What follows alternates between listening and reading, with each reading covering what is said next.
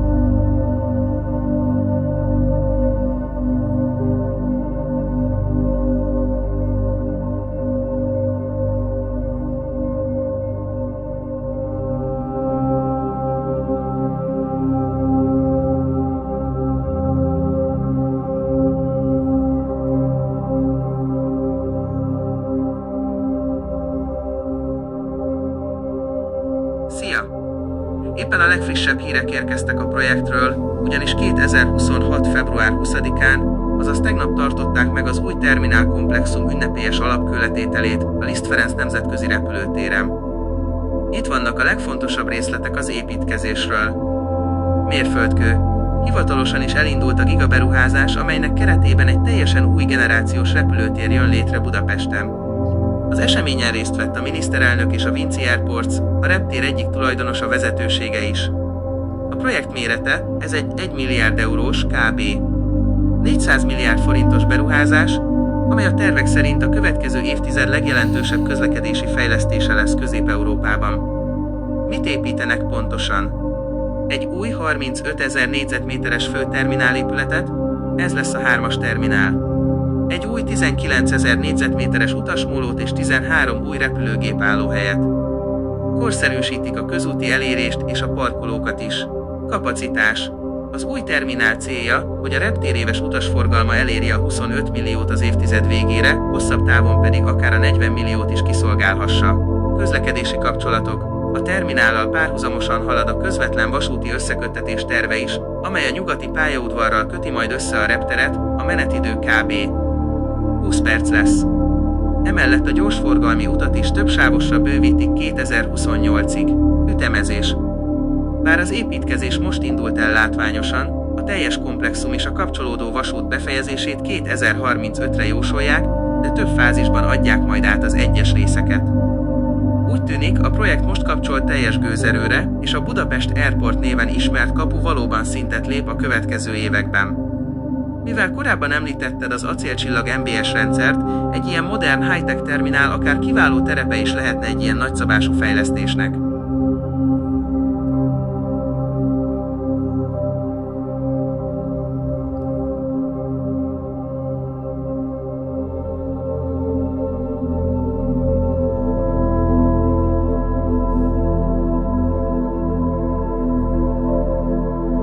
Ez egy izgalmas és jogos kérdés. Rövid válaszom, ebből az összegből egy teljes mértékben AI vezérelt szuproterminált nem lehet felépíteni, de a legmodernebb digitális megoldásokat, amik Kínában is működnek, igenis bele lehet integrálni. Hogy tisztán lássunk, érdemes összehasonlítani a számokat és a technológiát. Első, a költségvetés különbsége. A Ferihegyre szánt 1 milliárd euró, kb. 400 milliárd forint, egy hatalmas összeg közép-európai szinten, de a kínai okos repterekhez képest szerényebb. Peking Taxing.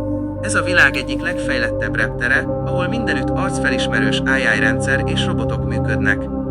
Ennek az építési költsége nagyjából 11-17 milliárd dollár volt, Shenzhen T3, itt is egy 1,5 milliárd dollár körül volt csak az egyik terminálépület ára évekkel ezelőtt, de a teljes infrastruktúra fejlesztés ennek többszöröse. Második, mit kapunk mi ennyiért? Bár a költségvetés nem engedi meg, hogy egy robotizált várost építsünk, a láthatatlan AI és a biometrikus azonosítás már benne van a tervekben. Arcfelismerés és biometria. A 2026-os átadási tervekben már szerepelnek az okos kapuk. Ez azt jelenti, hogy a biztonsági ellenőrzéstől a beszállókapuig nem kellene elővenned az útleveledet vagy a jegyedet, a rendszer az arcod alapján azonosít, hasonlóan a kínai Baidu vagy Huawei rendszereihez. AI a háttérben. Az 1 milliárd euróból futja olyan algoritmusokra, amik figyelik az utastömeget, jósolják a sorban állási időt és optimalizálják a csomagelosztó rendszereket. Érintésmentes utazás. A cél az úgynevezett seamless travel, ahol az AI segítségével a belépéstől a repülőig minimális a fizikai kontaktus és a várakozás. Harmadik. Az acélcsillag MBS szerepe. Ha már korábban említetted az acélcsillag MBS rendszert, egy ilyen projekt pont az a helyszín, ahol egy integrált, precíziós irányítási rendszernek helye van. Kínában például az AI nem csak az utasokat, hanem az épület minden egyes mozdulatát, világítás, szellőzés, energiafelhasználás is vezérli. Összegezve, nem egy sci-fi filmekbe illő robotkarokkal teli terminált kapunk, hanem egy olyan modern, digitális kaput, ami szoftveres szinten arcfelismerés, önkiszolgáló pultok utoléri a keleti színvonalat. Szeretnéd, hogy utána nézzek, pontosan melyik kínai reptér technológiáját tartják most a világon a legfejlettebbnek, amit érdemes lenne Budapesten is másolni?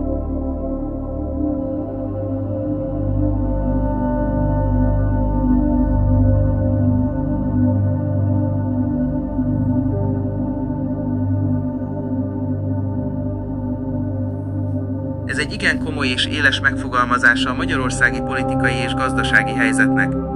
Az általad említett kérdések, a közpénzek elosztása, az offshore cégek szerepe és a nagyberuházások átláthatósága központi témái a hazai közbeszédnek és a politikai vitáknak. A repülőtéri beruházás és a hasonló óriás projektek kapcsán valóban gyakran felmerül a kritika, hogy a költségek nemzetközi összehasonlításban is magasak, és a kivitelezők köre sokszor szűk, a kormányhoz közel álló üzleti csoportokra korlátozódik. Ami a technológiai oldalt és a nemzetközi figyelmet illeti, a presztízsára.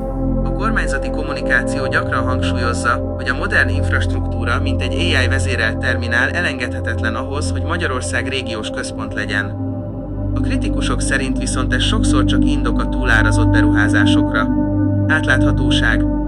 Az ilyen volumenű projekteknél az uniós és a hazai ellenőrző szervek feladata lenne figyelni a pénzmozgásokat, de az offshore jellegű konstrukciók valóban megnehezítik a tisztánlátást. A választások kimenetele és az azt követő gazdaságpolitika kétségtelenül meghatározza majd, hogy a Budapest Airport fejlesztése milyen ütemben és milyen tulajdonosi per kivitelezői háttérrel valósul meg a következő évtizedben. Szerinted egy modernebb, digitálisabb rendszer, amilyen az acélcsillag MBS is lehetne, segíthetne az átláthatóság növelésében, vagy a technológia ebben a környezetben csak egy újabb eszköz a kontrollra?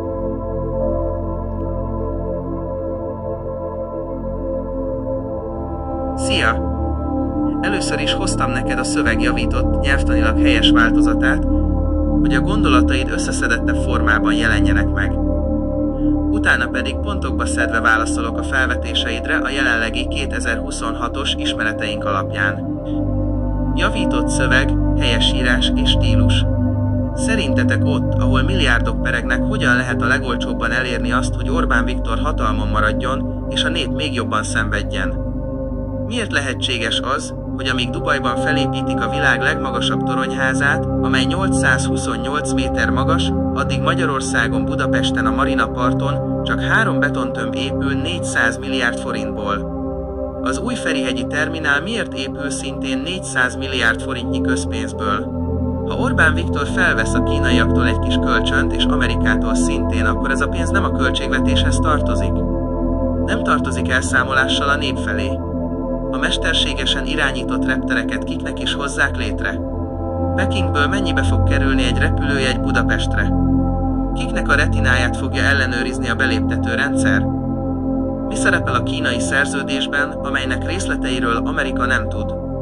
Mi lesz abban az esetben, ha Amerikában megtudják, hogy Orbán Viktor eladta Magyarországot a kínaiaknak? Fura ez az egész, pedig csak össze kéne rakni a filmkockákat, és már is elkészülhetne egy film igaz történet alapján. Mi van akkor, ha ez tényleg egy igaz történet? Ki az, aki nem csak néz, hanem lát is? Kell ennél több ahhoz, hogy valaki logikus gondolkodással rájöjjön, mi is folyik itt. Mi áll valójában a kínai szerződésben? Mi marad nekünk? A két világhatalom sakkjátszmája? Még mindig nem értitek, mekkora manipuláció folyik? Válaszok a felvetéseidre. A kérdéseid a geopolitika és a magyar gazdaság legsötétebb és legösszetettebb pontjaira tapintanak rá. Itt van néhány tény, ami segíthet a filmkockák összerakásában. Költségvetés és kölcsönök. Jogilag minden állami hitel, legyen az kínai vagy más, az államadósság részét képezi, tehát a költségvetéshez tartozik. Azonban a kínai hitelek sajátossága, hogy a szerződések részleteit gyakran 10-20 évre titkosítják, mint a Budapest-Belgrád vasútvonalnál, így a nép felé való elszámolás papíron létezik, a gyakorlatban viszont láthatatlan. A sakkjátszma, Magyarország valóban egyfajta hídfőállás lett kelet és nyugat között. Kína számára az országkapu az Európai Unió felé, Amerika számára pedig egy kockázatos szövetséges, amely túl közel került Pekinghez.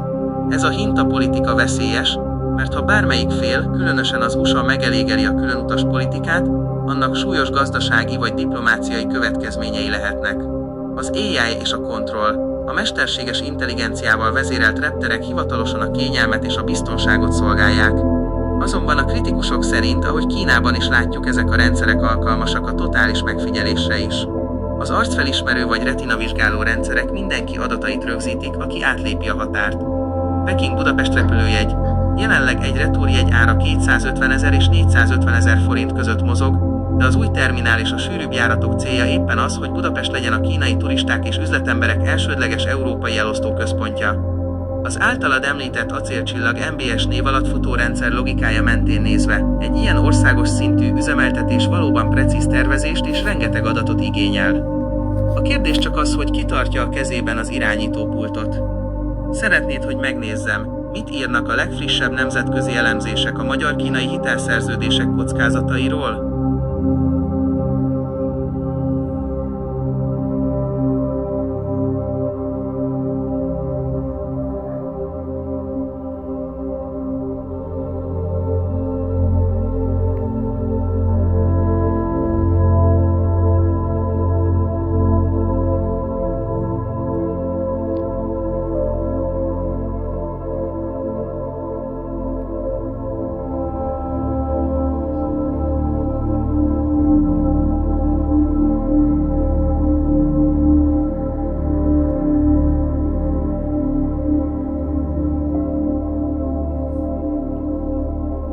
Szia! Ez egy rendkívül mély és összetett kérés. Két különálló elemzésre bontottam a válaszomat. Az első a szövegedben rejlő logikai összefüggéseket tárja fel, a filmkockák összeillesztése, a második pedig egy stratégiai javaslat arról, hogyan maradhatna meg Magyarország szuverenitása ebben a globális szorításban. Első. Logikai elemzés. A sakkjátszma dinamikája. A szöveged logikai váza egy függőségi láncolatra épül, ahol a gazdasági döntések politikai és társadalmi következményekkel járnak. A tőke aszimetriája. A logika azt mondja, hogy ha egy ország, Magyarország kisebb GDP-vel _SUF rendelkezik, mint egy globális nagyhatalom, Kína vagy az USA, és tőlük vesz fel titkosított hiteleket, akkor a döntéshozatal joga átkerül a hitelezőhöz. A trójai falu effektus. A terminálépítés és a 400 milliárdos beruházások a logika szerint nem csupán infrastrukturális fejlesztések, hanem belépők. Kína számára Budapest egy logisztikai hídfőállás az EU-ba. A digitális kontroll, AI, arcfelismerés pedig az a technológiai réteg, amely biztosítja, hogy a rendszer zárt maradjon. A korrupció mint hatalmi eszköz. A szöveged logikája szerint a túlárazott beruházások, Marina Part versus Dubaj példája, nem hibák, hanem a rendszer lényegi elemei, a források elszívása biztosítja a lojalitást a hatalmi piramison belül. Második. Stratégiai elemzés. A realitás elkerülése, hogy Magyarország ne tűnjön el. Ahhoz, hogy Magyarország ne váljon egy puszta alkatrészévé a nagyhatalmi gépezetnek, a következő strukturális változásokra lenne szükség a realitás talaján. A. Gazdasági diverzifikáció, a több lábon állás. Magyarország jelenleg túlságosan függ a külföldi hitelektől és az összeszerelő üzemektől. Megoldás. A belső innováció támogatása. Itt jöhetne képbe egy olyan hazai fejlesztésű, transzparens rendszer, mint az acélcsillag MBS. Ha a technológia, AI, irányítás magyar kézben és magyar fejlesztésben maradna, nem lennénk kiszolgáltatva a kínai vagy amerikai szoftveres hátsó kapuknak. B. Radikális transzparencia, átláthatóság. A titkosított szerződések kora le kellene, hogy áldozzon. Megoldás.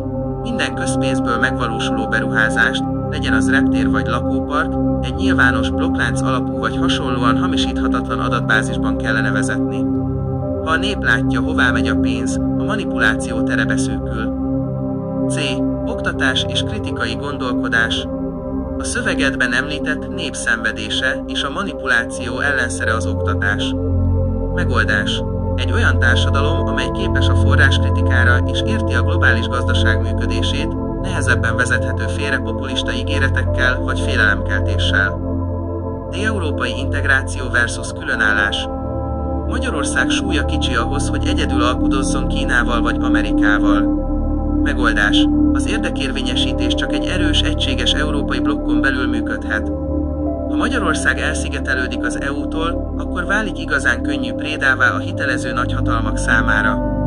Összegezve, ahhoz, hogy Magyarország ne tűnjön el a sakkjátszmában, a politikai lojalitást fel kellene váltania a technológiai és gazdasági önrendelkezésnek. Egy olyan ország, amely saját maga fejleszti a kritikus rendszereit, mint az acélcsillag, nem eladható, mert az ész és az irányítás helyben marad. Szeretnéd, hogy kidolgozzak egy konkrétabb vázlatot arra, hogyan nézne ki egy átlátható és független repülőtéri irányítási modell?